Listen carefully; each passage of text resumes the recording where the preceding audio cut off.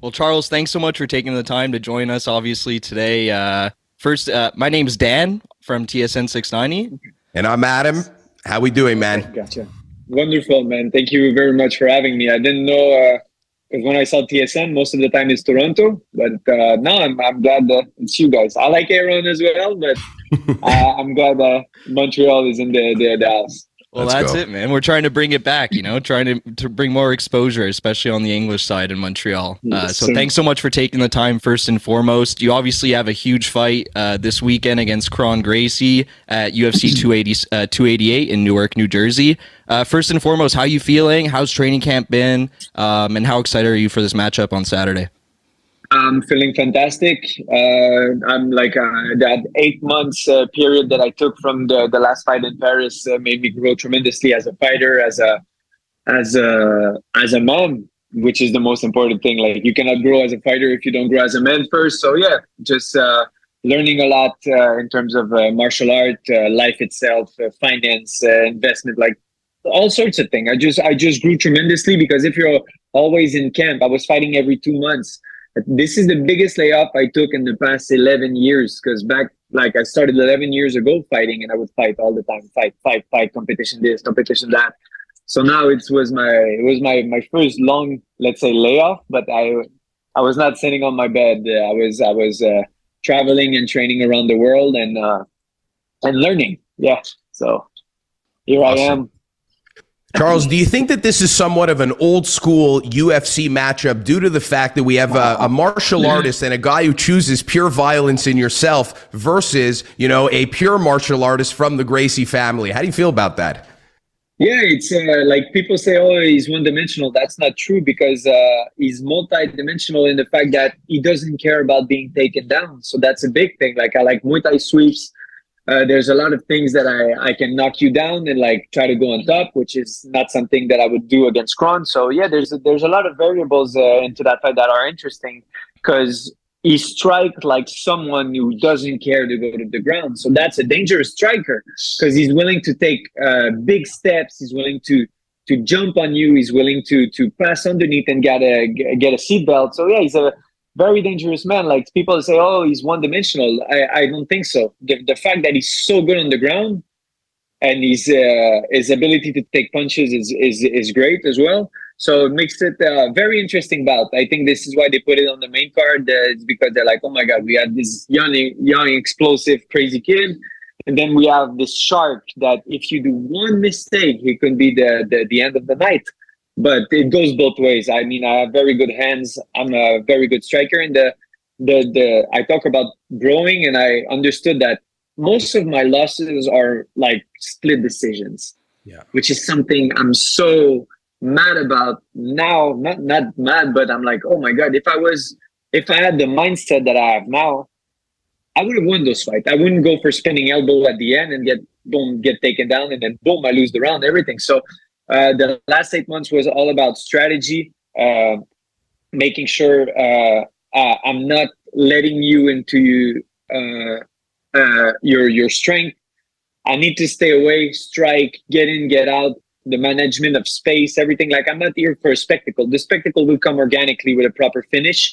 So yeah, those last 8 months made me grow and made me understand the importance of strategy, which we're going to be applying this weekend against Kron. That's amazing, man. Charles, without a doubt, you're one of the most exciting fighters in the UFC, in my opinion. And, since the viral front kick, you've really been at the forefront of Quebec and even Canadian MMA. First off, how does it feel being at the forefront of, the Canadian MMA? And is there any added pressure to this? And do you feel any added pressure to have to perform better for the people back home, eating poutine on the couch, hanging out? No, but what I do through my social media, like the push kick and all those highlights are like a vehicle towards them learning more about me.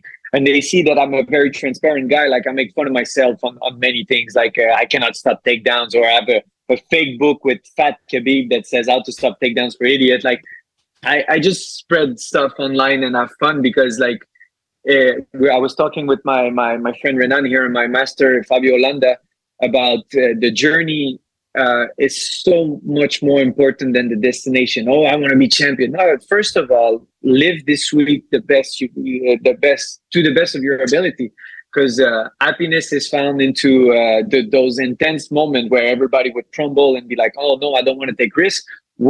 All the fighters here are risk takers.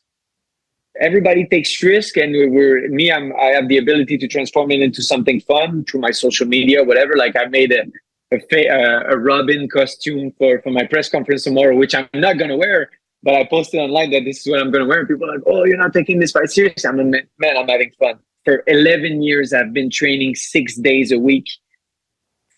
For 11 years, like I'm still young and considered young in the UFC, but man, I'm having fun. So yeah, through social media, of course, there's a lot of exposure. If I feel pressure, I don't. It would be unnecessary pressure, because I know the way I carry myself outside and inside the octagon, people can relate. People can get positive impact from it. So of course, I like to represent Canada, but it's a very low percentage of followers. Let's say Quebec is one of my lowest. Quebec people don't like me. They're very, let's say, liberals. And they don't like my views on some things, and it's okay. Like television and radios, they don't want to have me, which is okay. Like I have more views on my social media, TikTok, Instagram, Facebook. I get more views from the actual people. So yeah, if I feel pressure, no, but I'm very happy that people can get positive impact from my fighting style and the way I carry myself. Wow. So it seems as if, like you've spoken about, the growth in the last 8 months has really put things a lot into perspective. What are some of the things now that you've added to your day-to-day, your daily routines, your training, maybe even your relationships with the people around you, that has really just helped you be a little bit more at ease due to the fact that you've chosen one of the hardest and most high-pressure jobs in the universe? Yeah. But what I learned the most is everybody has a fight that you don't know about. I know it sounds corny, but everything. And then like, I would be the guy who get out of my car and be like, I'm going to fuck you up. And like, it's carrying so much intensity in my life. And then those last 8 months made me realize, man, people can have a bad day. Like I'm not going to be hateful to you if you don't hold the door for me or whatever. I let go about many things. I'm more of a peaceful young man right now, not looking for violence that much. And if I have bad interaction with someone, I'm not going to put fire onto it. I'm just going to release it. You know, like if I see a fighter in the stairs who wants to hack tough or whatever, I don't care, man. They're like, you do you, just don't touch me. It's going to be the last fucking thing you did in your life. But you know, my point is I let go of many things in terms of like emotional, very more stoic. Stoicism is something I've been studying for the past 8 months, and it's the absence of emotion and the presence of conscience. And once you're conscious about a situation and you don't have any emotion towards it, you know how to find either a solution or just disconnect yourself to the situation if you cannot help. You guys still? I still see you. Yeah, we just lost a camera from Adam. Gotcha. I was just gonna. Go for it. You go ahead. Sorry. Well, I was just gonna say, you know, if someone comes up to you in the street like that, do you ever just say like, "Hey, man, you're about to make the biggest mistake of your life," or like? Oh, absolutely, absolutely. I have a lot of very bad interaction, and I'm happy I'm not in jail. Thank God. No, not that much, but there was a few incidents that I was like, man, I was so mad at myself about the way I reacted, and it could have gone very, very wrong just because there's someone stupid in front of me. For sure. Like I'm bigger than that. I know I like violence, but there's a place and time for it. And but yeah, I give a very strong warning. Like, you know your place, my friend. You know, and that. You know, we mentioned you mentioned earlier you like to post a lot on your TikTok, and you have grown a pretty decent following all across, you know, various social media platforms. Is content creation like a newfound passion for you? You seem to be very, very comfortable and enjoy being in front of the camera. And does this change, you know, during fight week when you have to cut weight and can, you know, get ready for the fight? Yeah, fight week, it definitely changed. Like I've had so many ideas about content I would be able to produce, but now, you know, I'm in very intense calorie deficit, losing a lot of water, and the fight is soon. So yeah, your mind's playing trick on you. So of course, this week is not about all fun and games.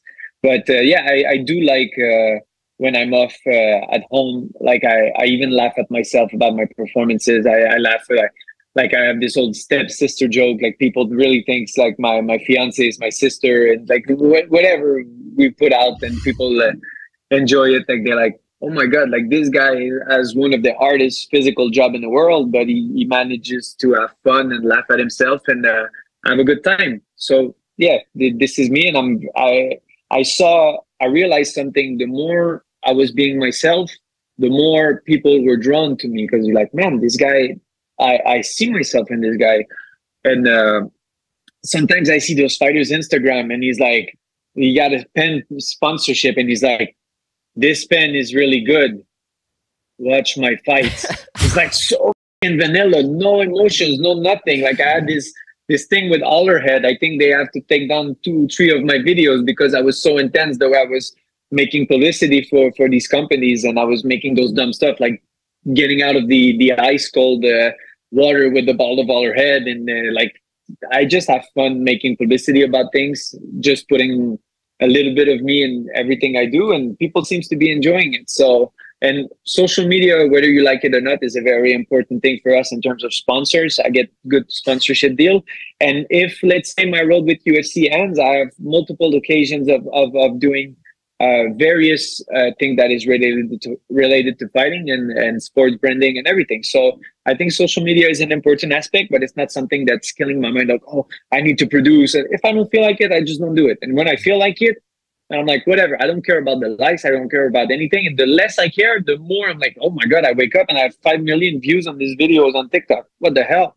So yeah, social media is fun. I enjoy it, and it's a tool. Properly used, you can benefit a lot from it.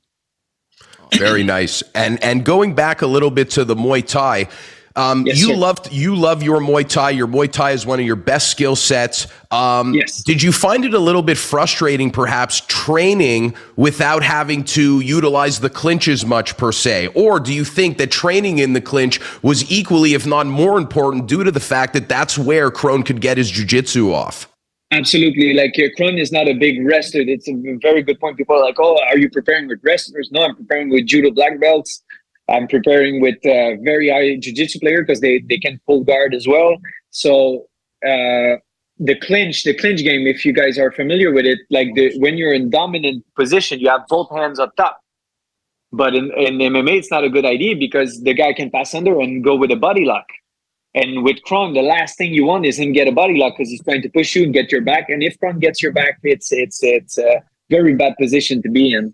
So yeah, my Muay Thai will not be my biggest tool in this fight. My boxing will be distance management. And if we happen to clinch, I'm going to be inside the elbows and protecting him from going with double unders. I don't mind him going over the top to my head. I have a strong neck. I have a good posture. My Muay Thai is good enough.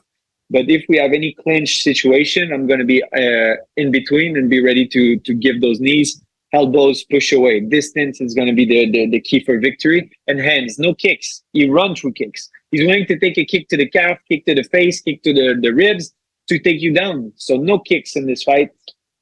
I might throw a couple, but yeah, distance management is very important. So Muay Thai will not be the most utilized aspect of this fight.